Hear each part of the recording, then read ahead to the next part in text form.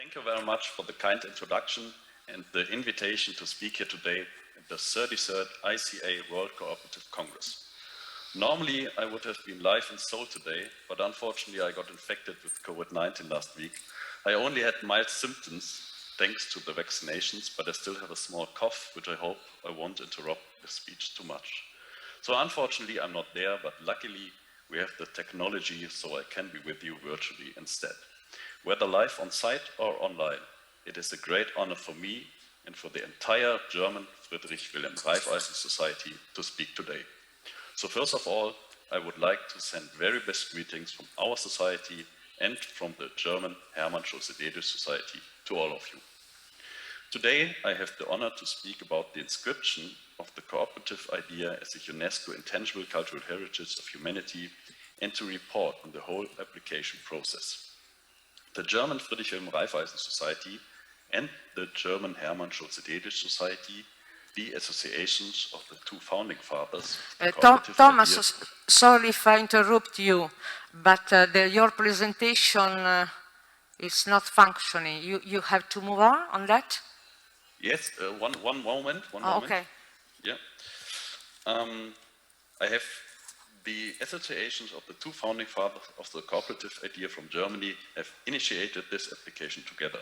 And I was live at the final decision in Addis Ababa, Ethiopia in 2016 as a member of the official German delegation. Perhaps the most important thing right up front. Just because the application comes from the German cooperative movement, it doesn't mean this is an award for only German cooperatives. It is an award for all cooperatives in the world. UNESCO's decision is an important recognition of the work for the community and the commitment of millions of people working in cooperatives around the world. And I'm pleased to be able to tell you in the next 10 minutes how this came about. I have set the following agenda for my presentation, and I hope you can see the slides now. I'm going to start with a very brief introduction of the German Friedrich Wilhelm Raiffeisen Society and the German Hermann Schulze-Delitzsch Society. Then I will report on the recognition of the cooperative idea by UNESCO in 2014. Next, I tell about the important meeting week in Addis Ababa in 2016, and I will end with a short conclusion and outlook. Before I start, a few words about myself. My name is Thomas MENDE. I'm 37 years old and I live in Cologne. Some people may know Cologne because we also have a UNESCO World Heritage Site, our Cologne Cathedral, but this is a tangible one. I'm responsible for committees and communication at the GZ Bank, the central bank for the nearly 800 cooperative banks in Germany, and I've been a member of the managing board of the Raiffeisen Society since 2018. But I have already been managing the operational business of the society since its foundation. The German Friedrich Wilhelm Raiffeisen Society was founded in 2012 in the United Nations International Year of Cooperatives. We have currently more than 500 members, and our core tasks are cultivating and honoring the legacy of Friedrich Wilhelm Raiffeisen, promotion of the cooperative idea in Germany and worldwide, involving young people, we want to win the youth for cooperative topics, cooperation with science and research in the cooperative idea, and to upkeep the Raiffeisen memorials. We are also very active in communicating via our websites. We regularly send newsletters to our members and are very active in the social networks. If you want to follow us, you're welcome to do so. The German Hermann Schulze-Delitzsch Society was founded in 1998 on the occasion of the 190th birthday of Schulze-Delitzsch. The main objectives are cultivating and honoring the legacy of Hermann Schulze-Delitzsch, maintenance of the German Cooperative Museum at Delitzsch, and publication of a series of papers on the cooperative idea. So far for the introduction, let's move on to the next agenda item. In 2003, UNESCO adopted the Convention for the Safeguarding of the Intangible Cultural Heritage. The Convention's purposes are to safeguard the intangible cultural heritage and to ensure respect for the intangible cultural heritage of the communities, groups, and individuals.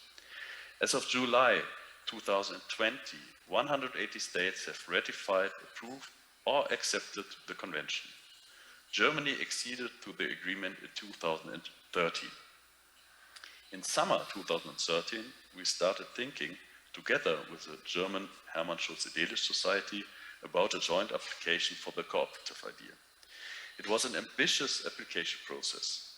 A comprehensive written justification had to be submitted concerning why the cooperative idea should be adopted, including many literature sources, visual material, and letters of recommendation from two professors, in our case Professor Theuer, that of the Institute for Cooperative Studies at the University of Münster, and Professor Hagedorn from the University of Berlin. Our core arguments for the inclusion of the cooperative idea were, and I'm now quoting from the application, the cooperative idea describes a form of self-help by citizens on the basis of cooperation. Cooperatives enable social, cultural, and economic participation and create the possibility for active co-creation. In Germany, more than 22 million people are members of a cooperative, which means about every fourth German citizen. In addition, we launched a supporter campaign. More than 200 personalities from politics, business, and society confirmed with their signature that they support our application. After intensive cooperation with the German UNESCO Commission, we then submitted our application to UNESCO in November 2013. Then UNESCO took a year to review all the applications. And the news came in December 2014. The cooperative idea had made it. From a total of 83 applications, the German UNESCO Commission accepted 27 cultural forms, including the cooperative idea.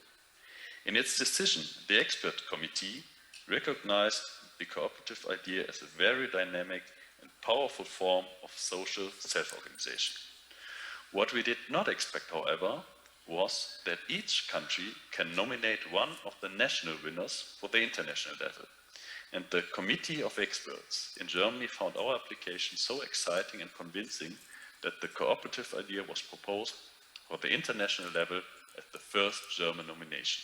Because, as I said before, Germany had only joined the agreement a year earlier. We then translated the application documents into English, put together further documentation material, and produced an 8-minute film in German and English on the cooperative idea. When we submitted our application in 2015, it was already clear that the decision would be made a good 18 months later during the International UNESCO Conference, which takes place in a different country every year. In our case, it was in Ethiopia, in the capital Addis Ababa. During the whole application process, we worked very closely together with the German UNESCO Commission in Berlin. And so we managed to travel as a part of the official German delegation to the decision week in Addis Ababa. This picture shows the whole German delegation with the German UNESCO ambassador, Mr. Kraweliki. And next to the ambassador, you can see Christine Merkel from German UNESCO office. She is also with us today, and I'm very happy that we are able to meet again. Dear Christine, at this point, many greetings to you at home. Here are a few impressions from Addis Ababa. The conference was attended by over 650 delegates from 120 countries. On the 30th of November, in the late afternoon, the German application was called. India took the lead and made it clear in a strong statement that around 240 million people in India are members of a cooperative, and that cooperatives are a fundamental part of the structures there, and that they therefore expressly support the German application. Then many other countries came forward and said roughly, we would be worse off without cooperative. And that is why we support the application. As a response, many other countries asked us questions to which we could provide some more facts and figures and to clarify why the cooperative idea should be accepted. In the end, the application was adopted. And after the decision, we received congratulations from all sides, and our ambassador then spoke a few words of thanks. In particular, he said, we are aware of the honor and commitment that implicate this inscription. As a commitment, we intend to strengthen and spread the participatory and social dimensions of the cooperative idea. Through this recognition of UNESCO, the cooperative idea is also giving you energy and power. The justification of the expert committee is also important. I have printed it here. All the documents can also be found on the internet. With this nomination, the UNESCO has underscored the significance of cooperatives to the shared life of a community. After the decision, we received many letters of congratulations, for example, from the International Raiffeisen Union and Dr. Frank-Walter Steinmeier, today's Federal President of Germany. On the 11th of May 2017, the official presentation of the certificate by UNESCO to the Raiffeisen Schulze-Delitzsch Society took place at a gala in Berlin. In a keynote speech, Minister of State Professor Böhmer pointed out that the cultural form of cooperatives connects us with all people around the world. And actually, my plan was to hand over a duplicate of this certificate to the ICA at the closing ceremony of this Congress. Now I have arranged with the Director General of the ICA, Mr. Bruno Rollins, to send the duplicate to the ICA headquarters.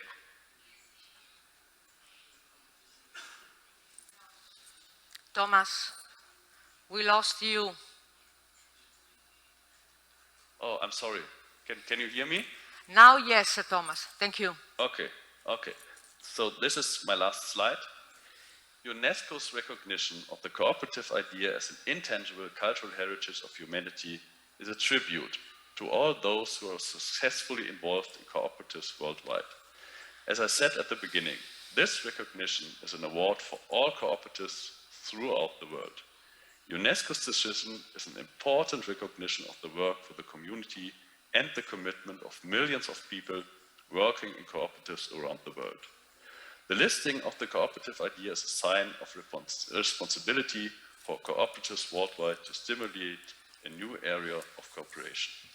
At the same time, it is constantly being adapted to modern conditions through creative changes.